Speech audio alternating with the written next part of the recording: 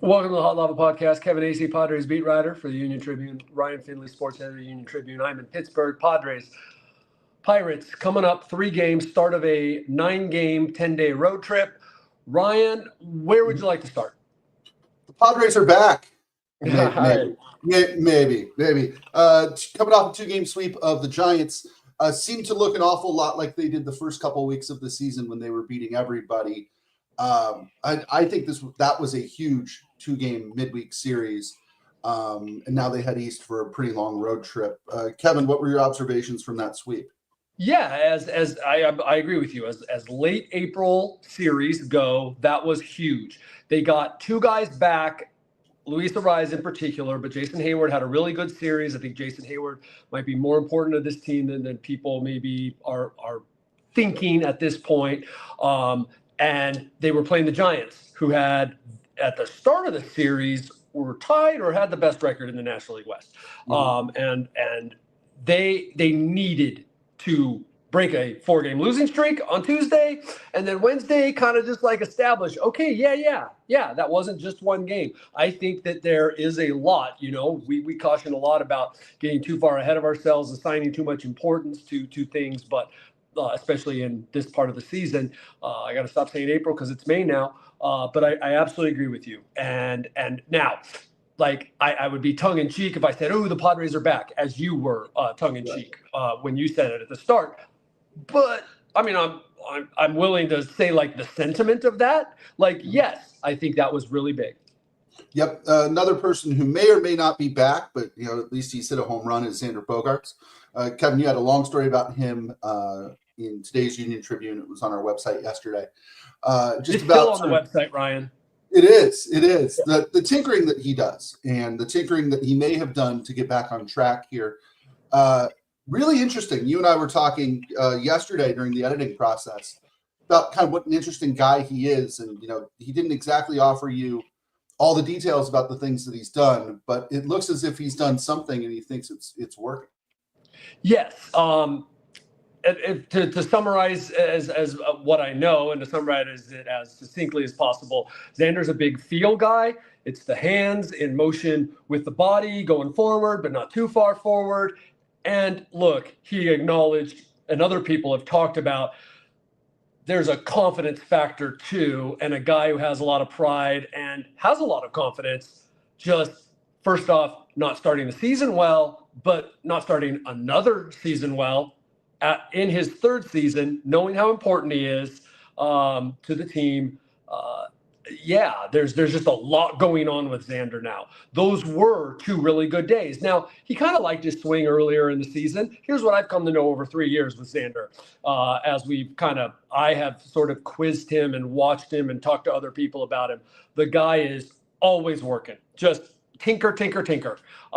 He finished 2023 strong and went to a private facility that he doesn't want named because he really liked the guys. But he started doing what they asked, and he was hitting like 220 before, in what was it, May 20th in Atlanta when he fractured in his left shoulder, the bone. And then he stopped during that time. When he got back to swinging the bat, he went back to what he, was comfortable with, or maybe something new. Who knows with Xander? And then he finished last season really strong. And so the guy is just always tinkering. What he and others have said is going back to the mindset and some of the mechanical things that made him, and I think people lose sight of this, not that it matters now, really, except it's mind-blowing to me in some ways, one of the best 40 hitters in baseball, undoubtedly, for 8 years in Boston, is now this guy for the Padres. That's incredible. Right. The best player on a pretty good team for a very long time, Xander Bogaerts, is now struggling with the Padres. One of the things that interested me in that story, Kevin, was you talking to Victor Rodriguez. Now, Victor Rodriguez and Xander Bogaerts have a long history. Rodriguez was a minor league coach for the Red Sox when Bogaerts turned pro, and then was the assistant hitting coach, right, with the Red Sox for a while with Bogaerts there. And Rodriguez said something along the lines of, I don't think you've seen how good he can be, right? Yeah. He remembered Xander Bogaerts at the height of his powers. This might be a tough question to answer in May, but, what are they hoping they can get out of him in terms of percentage of vintage Xander Bogaerts to get him back to 80%. Is that good enough? Do they just want to get some value out of him at this point? What's the deal? I think it's a little too much money to say they want some value. I think it's an interesting question. You said 80%. Here's what I'll say. If they get 80% of what Xander was from 2015 to 22, at the end of it, they'll say that was a really good season by Xander. Is that what they're hoping for now? No. I still believe they're hoping for everything that Xander Bogaerts was, and that they believe he can be close to that. Because it is remarkable. He's 32 years old. He's not 35 yet. He's 32 years old. And there's been this drop off and this inconsistency. So I think that they still are hoping that he is that guy. And there is a large measure of belief that he is that guy. I made the distinction in there. When they talk about him, it is not as if, oh, well, yeah, he was a good player. He is a good player. And I believe they believe that. Right. And that's not praise that they give to just anybody, right? I mean, the Padres parted ways with Yuli Gurriel earlier this week. And I guess this is how we transition into the next topic. Yuli Gurriel, they talked about what a good player he was for a very long time in the major leagues, right? And then they cut him. That they believe Xander Bogaerts can still be that guy, I think says something. Again, I don't think that these guys are overly complimentary of players unless it's merited. I would say this. Sometimes it feels like they don't protest too much, especially Mike Schilt. Right. And I would say this, while I know where you're going with the Yuli Gurriel thing, here's the difference. They could be fooling themselves or simply doing a good sell job, not fooling themselves, but doing a good sell job because they have to have Xander Bogaerts. They can't just release Xander Bogaerts. 200 and counting this year, and obviously some of it's been paid down, but counting this year, $225 million left on that contract. So it's almost like they have to, right? You're married to someone and let's say by law, right? Or some conviction of yours, you can't get divorced, right? You are going to convince yourself that person is the greatest spouse, right? That person is, and let's say they're not being, they're going to convince that person's going to change. You are going to do some amazing mental gymnastics, if you're smart, to get yourself to believe that. Now, I'm not saying that's all that's happening here, but the fact is they have to have Xander. And I have talked before about, I believe I've written it, that this is a huge year in the eyes of many in the organization in terms of how do we start to think of Xander Bogaerts long term? If we're talking about 3 significantly subpar years, and 2023 was okay, but it would have only been his, I believe, 7th or 6th best season in Boston.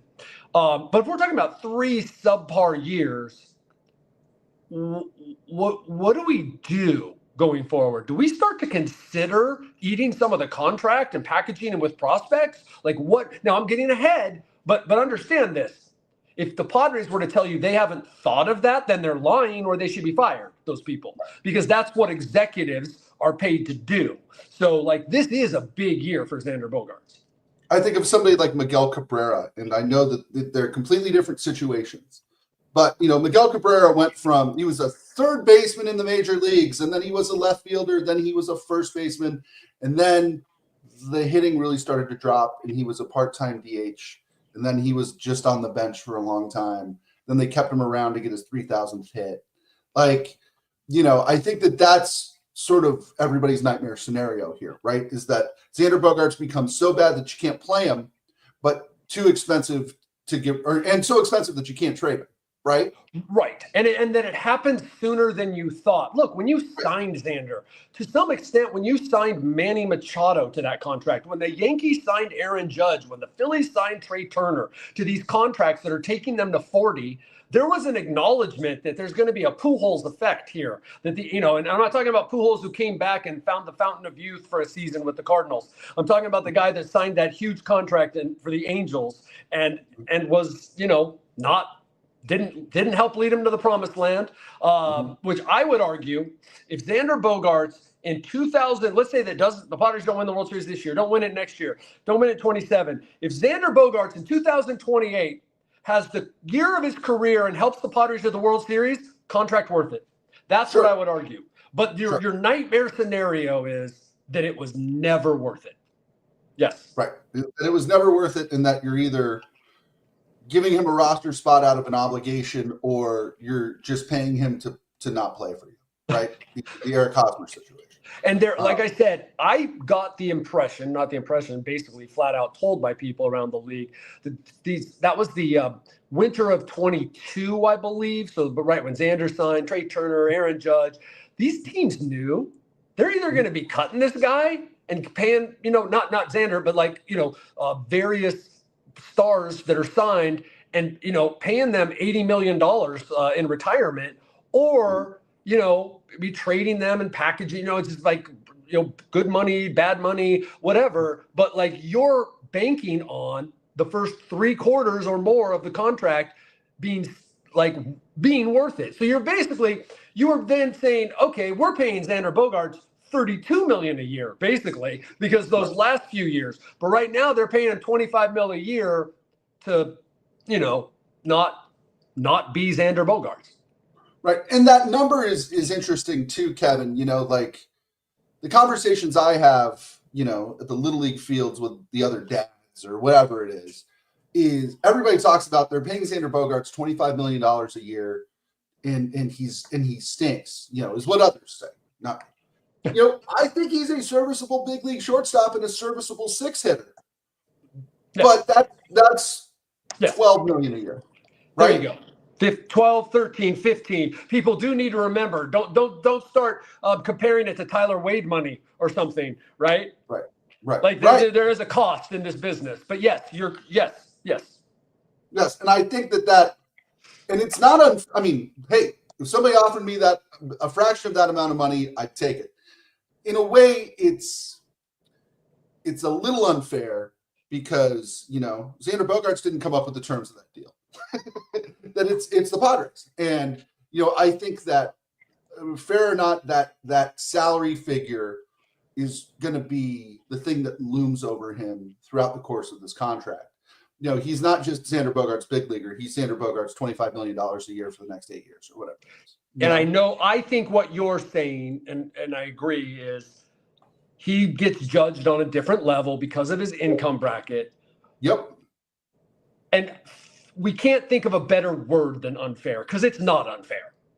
He accepted the contract and he, lives in Aruba and Coronado. So, okay. Right. And he plays big league ball for a living. Right.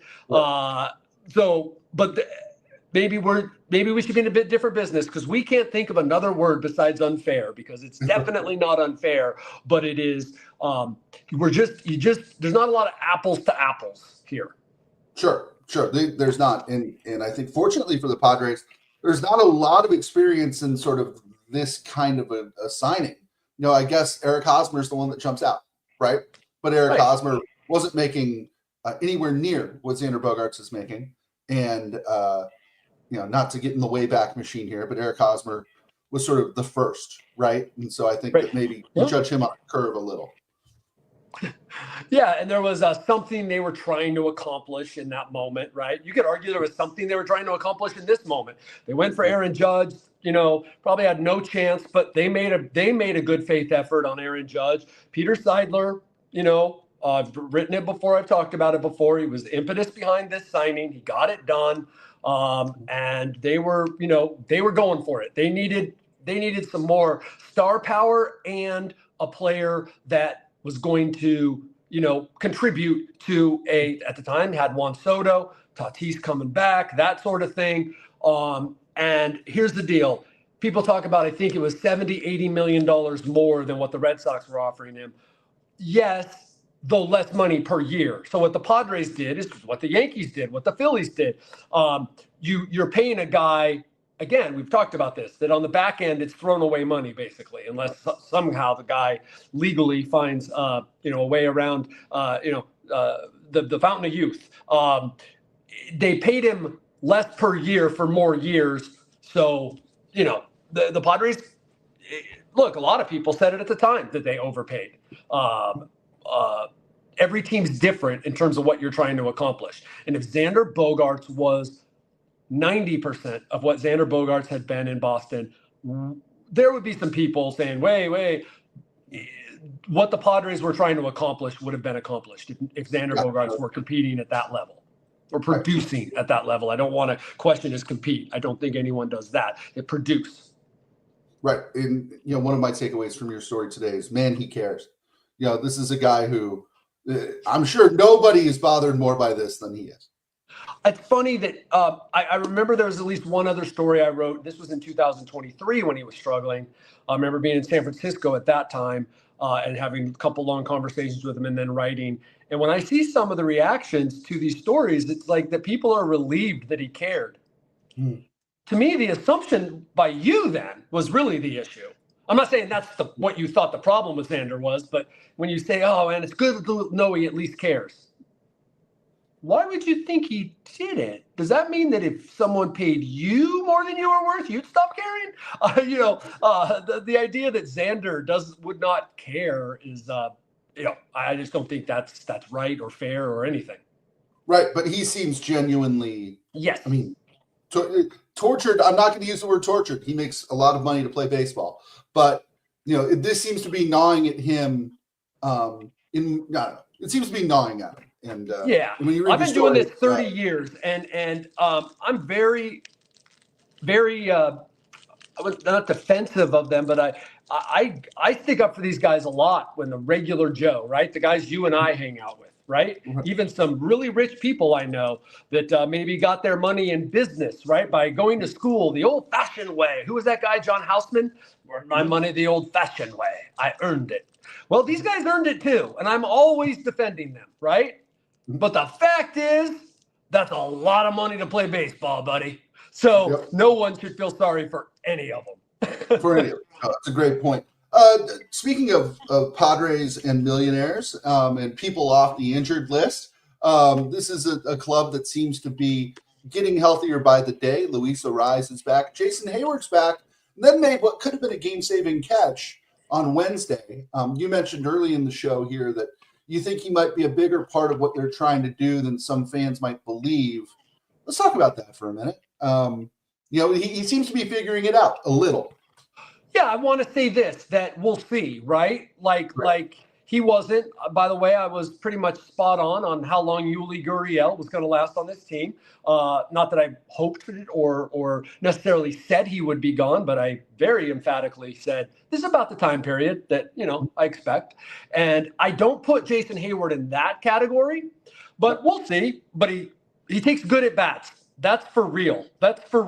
Now, that's also the phrase that a lot of people use when a guy is, on his way out of the league for good, because that's what people said about Yuli Gurriel.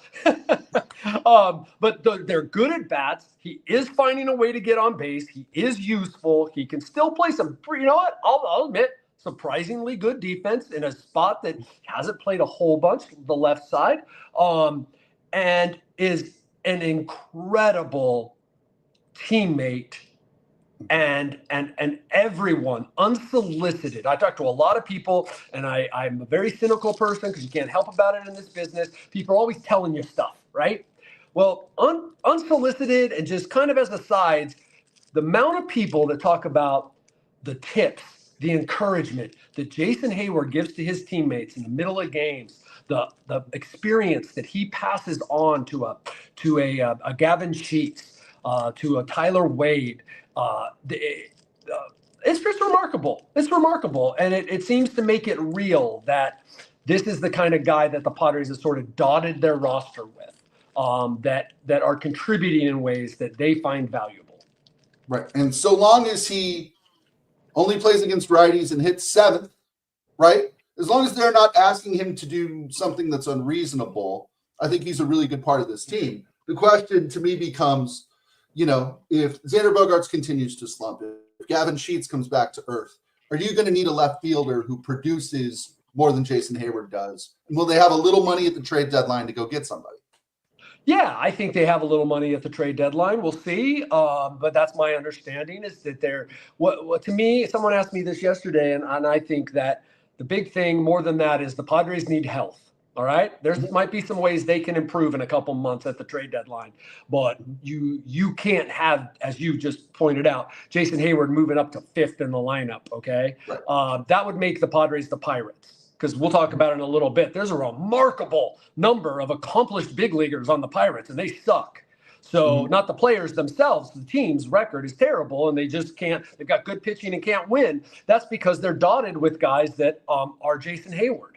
And Jason Hayward might not be as good as his numbers are or can be because he's surrounded by players on the Padres, and that's just the way it is. So, yes, absolutely. Jason Hayward is the kind of player, and the Dodgers have done this for years. You have your core, and as long as they stay healthy, you can have Jason Hayward starting 70, 80% of your games in left field. Right. As long as your superstars play like superstars, Jason Hayward can play. Is Tyler Wade never going back to El Paso? I mean, I don't believe so. I believe that I wrote in the newsletter the other day, he's earned his spot on this team.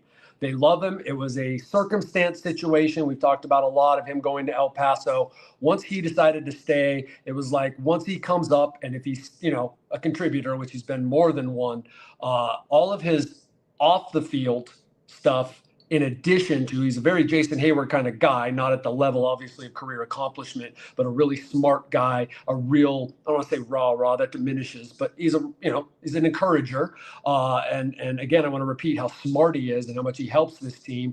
And he, by the way, in 13 starts, has a .419 on base percentage. Can't ask for more from what Tyler Wade is doing. By the way, of the 6 positions he's played in the major league, center field was one of the least. And here he is playing it a dozen games and, doing it pretty well. He's about to lose that job, but, go back to being the Tyler Wade who fills in every once in a while, who pinch runs, who's there to lay down a sacrifice bunt, get a spot start at one of 5 positions. That's where he'll be back, but could not ask more of Tyler Wade.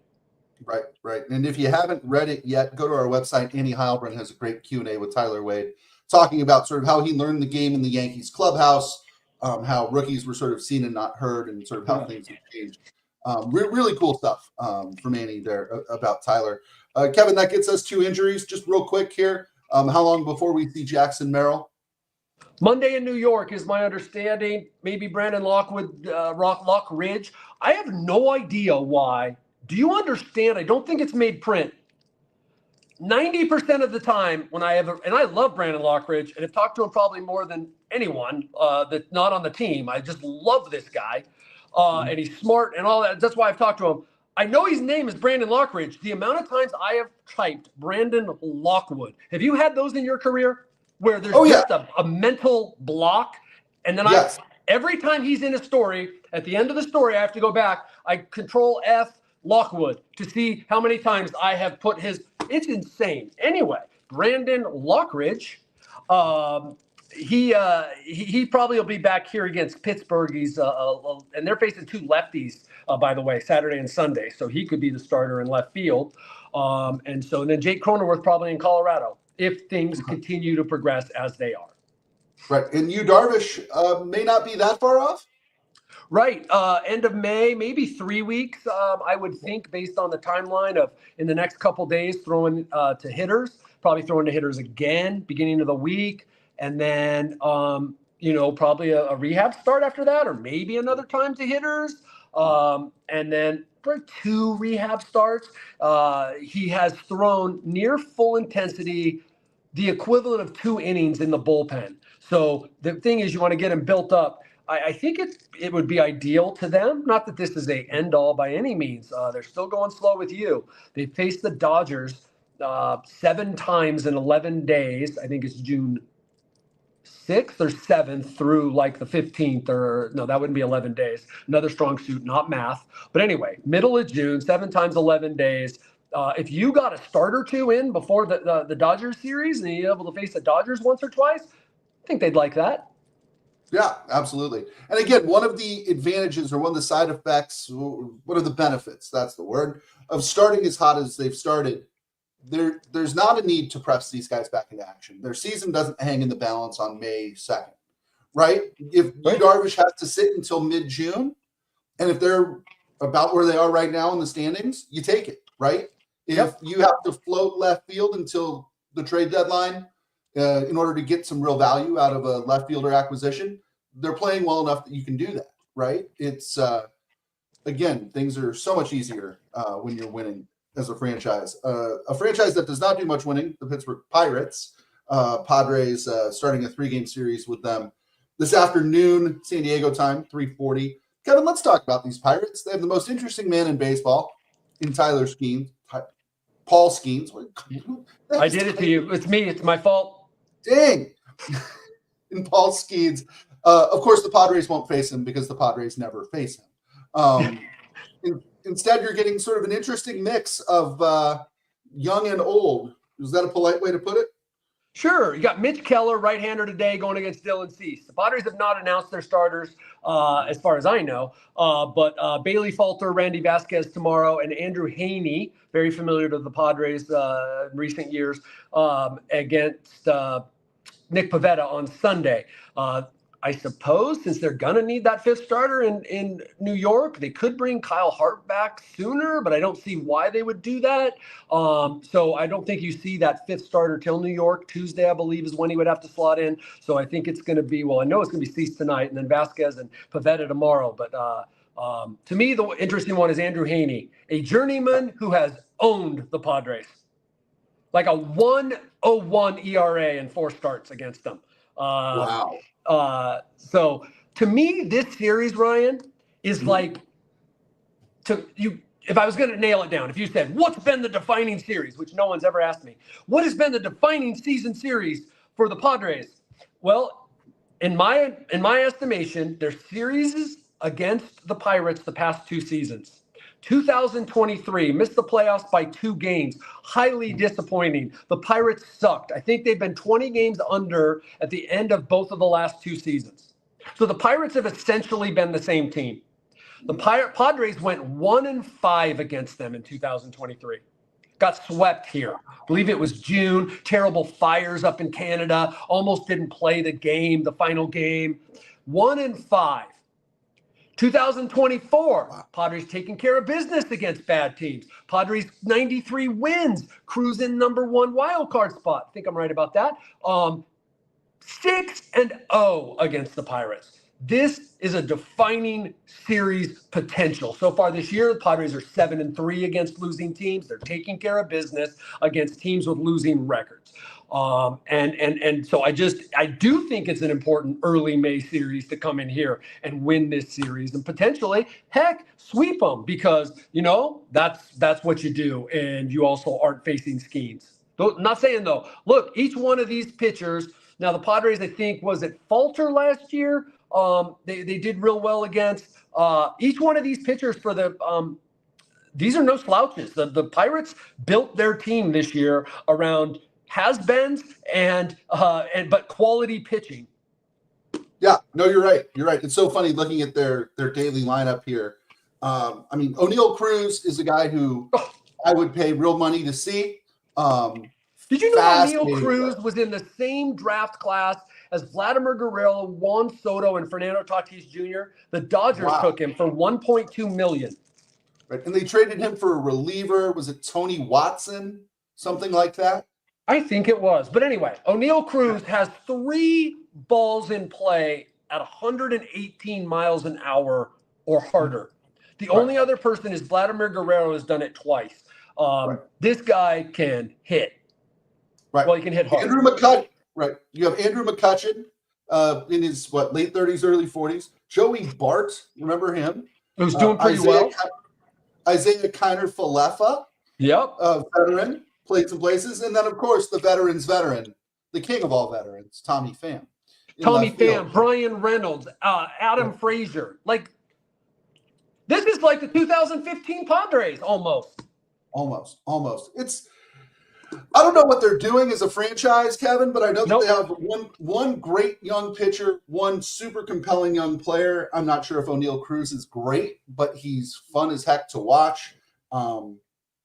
Really weird franchise top to bottom. Yeah, I can't say I've studied them. You see and hear different things. They've manipulated some playing time. They've got another couple prospects down there. One could be up now. They don't seem terrible. I always hate to say this because I like to just be the guy who talks about what I know about. Don't seem all that committed to going for it, right? Like, I would argue they had some good young players in the past, and I'm not saying you can't win with this pitching and this team. I mean, Tommy Pham's batting like 170 or something, right? Like, if Tommy Pham was doing what he's done the past few years, if Brian Reynolds, Adam Frazier, like, I'm not saying you can't win with this team, but like, this is a lightning in a bottle team. Yes, no, it is. It is a lightning in a bottle team, and somebody like Ke'Bryan Hayes, right? If he was being allowed, if he was brought along slowly in the big leagues with a team that was winning, maybe you'd get a different result than what we've seen from him. He's almost really not even a young player anymore. It's very interesting. Very interesting. All right, Kevin. Well, before we go, I always put you on the spot. But tell me about Pittsburgh today. I know it's one of your favorite places. You get Pittsburgh and Yankee Stadium back to back, and my guess is you're more excited about Pittsburgh. Yeah, because new Yankee Stadium is nothing special. You're in the Bronx. There is a feeling there, right? There's still the subway going by, the 4 on the out beyond the fence. It's still, it's still neat, but it's not old Yankee Stadium, right? Right. This city is beautiful. I'm an evangelist for Pittsburgh. The view from the ballpark's pretty basic. It's not Petco Park, but the view is amazing. And there's views all over this city. The rock structures, the green, the kind of green you only get in Pennsylvania and maybe the South some places because of the rain. It could rain every day here, by the way. It's just, I just absolutely love it. And anybody who's spent time here, a significant amount of time, loves it. Maybe they didn't love it because the weather in the winter and the rain and whatever. It is a beautiful city, good people. Love Pittsburgh. Love it. Food's good. People are nice. To me, it seems European in a way, right? You're there on a river. Old school East Coast, right? Yep. Even though it's Western Pennsylvania, it's old school is what it is. There's limestone and I'm just telling you, get to Pittsburgh. I don't know what you would do besides walk around and go, hey, this is a neat little city. I'm not a tourist. I don't know. But I love coming here. And the ballpark, get it on your list. Get it on your list of ballparks. Yep. People I know who've been to every stadium always rank Pittsburgh near the top. Top Kevin, five. is it in your top 5? Top 5? Yeah. Yeah, I mean, well, you go Wrigley because it's Wrigley. You go Fenway. And then I probably will put this there. But look, I'm not even partial to Petco because I try not to be like this homer. And I think that number 1 ballpark rankings and all this, like you go to Arizona and they thank them for being the best fans in baseball. Like all that stuff is garbage, right? But I probably end up pushing back on it. I don't give Petco enough credit. Petco is fantastic. It's definitely top 5 as well. Yep, absolutely. Padres Pirates 3-game series starting tonight. Well, this afternoon, San Diego time. From Pittsburgh. That'll do it for this episode of the Hot Lava Podcast. Kevin, you sound great. I'm glad to have you sort of back. Tell me you feel as good as you sound. Yeah, I must say, I texted my son today. He asked. I don't know why he's getting older. They start to actually become adults at some point, Ryan. So there's a light at the end of the tunnel. I gave myself about 90%, but I gave him the old line. After the first week of spring training, no one's 100%. So, and especially at pushing 55. So, for Kevin Acee, I'm Ryan Finley. We'll see you next time.